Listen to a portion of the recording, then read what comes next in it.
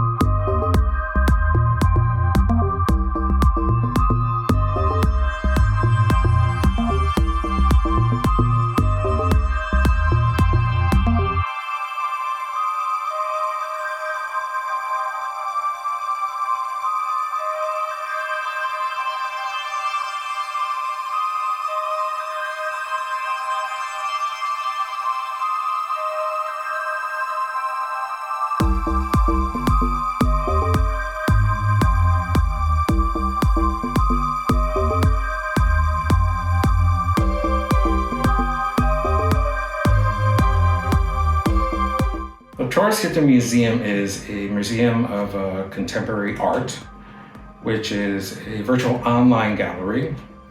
We have been doing it now, I guess, about 40 years. It started because I moved to Virginia about 8 years ago, and I left my job, I left everything behind, and I just didn't know what to do. And one day I was just writing on a scrap piece of paper this name.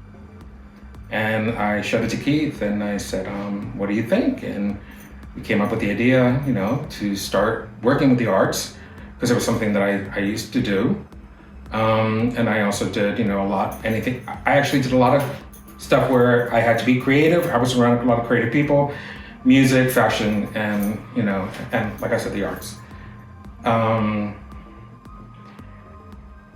And that's how pretty much it all started. And it's a museum that can be seen, online, so it can be seen anywhere. It's not this physical thing where you just have to go to this one physical spot and that's it. I mean, you can just constantly revisit the site. I mean, we have artists from all four corners of the world, and it's a wonderful thing because a lot of these artists aren't known in their country, but we have introduced them now to the world, and we are very excited that we can do that, and that's what TOROSIETE is. When you have a physical gallery or a physical museum, as amazing as those places will be, and they'll never be replaced by something virtual, but they're limited to having people go to those physical locations and have access to those physical places. And so we wanted to create something that allowed contemporary artists, emerging artists, and even established artists to have a permanent place where their exhibitions could live on forever.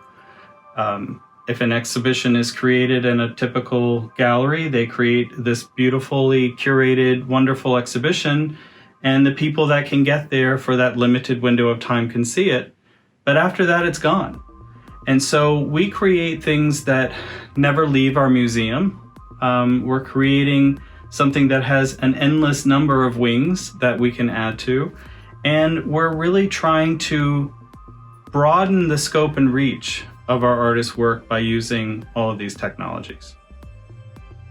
What inspires me to curate for TOROSIETE is to look for a story, to look for the mystery behind a piece of work, to find that one little thing that's just hidden somewhere, find that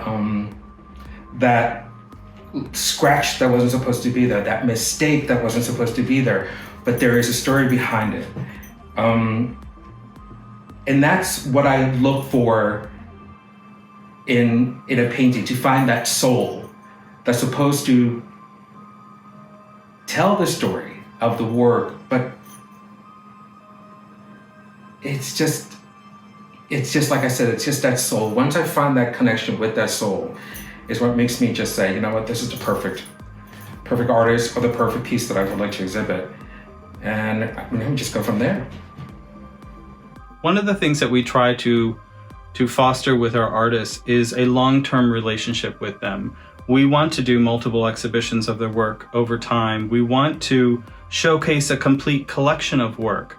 An art gallery may only get access to a certain number of pieces because some of them have been sold. Some of them are no longer available in the hands of the artist, but in a virtual museum, we can do an exhibition of works that combine works that have been sold and works that are available. We can showcase different aspects of the pieces that you wouldn't necessarily be able to show in a physical form. We can do in-depth videos and tell people what's going on with the works in the exhibition. And we want to support the artists when they also have physical exhibitions. We create partnerships with galleries. We have a relationship with the artist that spans over a long period of time where their exhibitions don't go away. If they have a physical exhibition, we want to promote that physical exhibition because we do want people to see these in person when they can. But if you have an exhibition in Paris and half of the world that's interested in this artist lives on the west coast of the United States, it's not always practical and possible for people to travel to physical exhibitions. So we try to let people know about what the artists are doing and keep up to date with them, showcase what they're working on now, and people can always look back at what they did before, but also support their physical exhibitions with what we have in our museum. We also create a magazine where we not only showcase any new artists or new exhibitions, but multiple exhibitions that an artist may be having in a physical form or a new exhibition that they're having with us. So we've created a family. We've created a tight-knit group of artists, and we will always be looking for new art and new artists, but what's more important to us is developing a long-term relationship with the artists that we do have and continually cycle back and see what they're doing now so that we can showcase a trajectory of their career that will be archived and self-contained and won't go away. I was always a visual person, and I was always attracted to any art, anything that I would see in the street that was interesting. And I mean, it all started back in around the 70s, 80s when I was a lot younger, and my father would take me around the Lower East Side of New York, and I would see all this wonderful, wonderful graffiti made by Keith Haring or so many other graffiti artists, and just the colors of New York. I mean, it was a gritty time, but there was a lot of culture in that time. There was a lot of creativity, and there was a lot of movement, and also being bicultural. I am a first generation Puerto Rican American, and I would spend a lot of my summers, actually most of my summers, in Puerto Rico. So I dealt with seeing that culture. It wasn't dealing with it, but I was surrounded by the color, the music, the food, the people, that joy of life and love and dance that they had down there, and it was just an amazing time. So as I started getting older, I said, wow, I just knew that I had this creativity where I can kind of see things differently. And then I just, that's pretty much who I became, I guess. And, but that's also the reason why, if you see in our museum, we have Puerto Rican artists, we have Cuban artists, we have Mexican artists, Venezuelan artists, Colombian artists.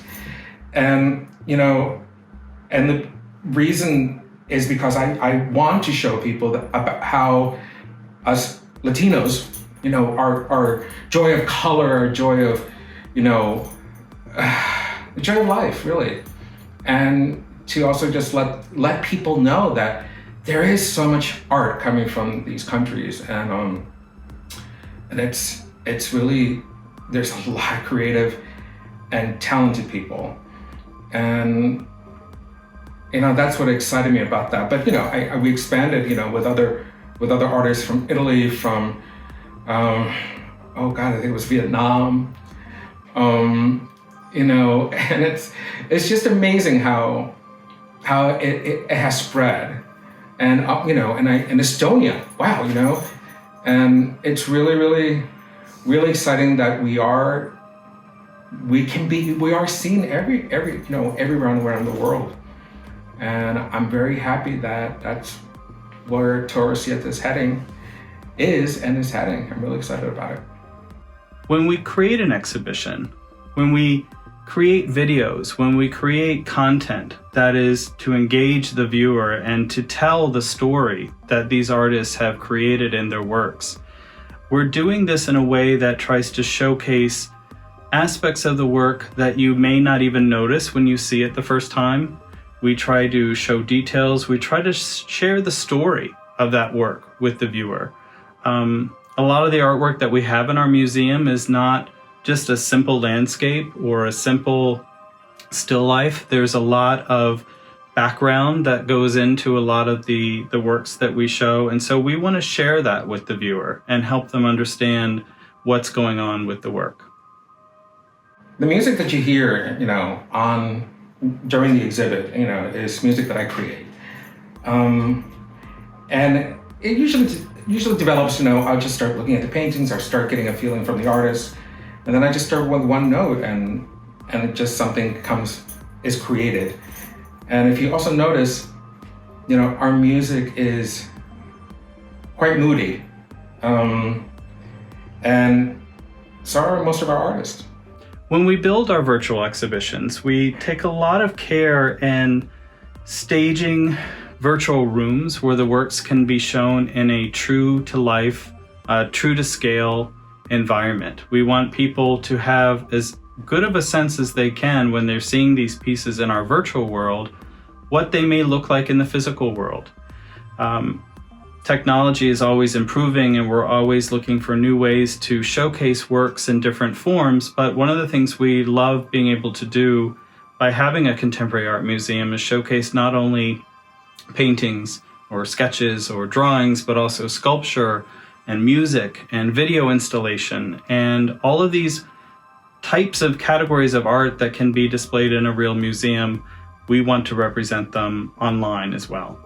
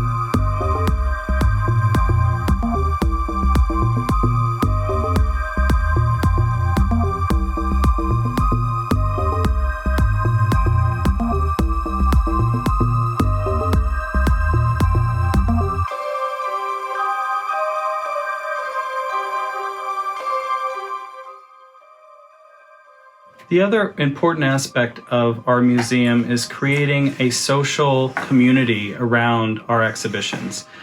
Because we have these close relationships with our artists, we can take this a step further and offer a series of Q&A sessions with the artists in a virtual setting. We can create video conferencing to host courses.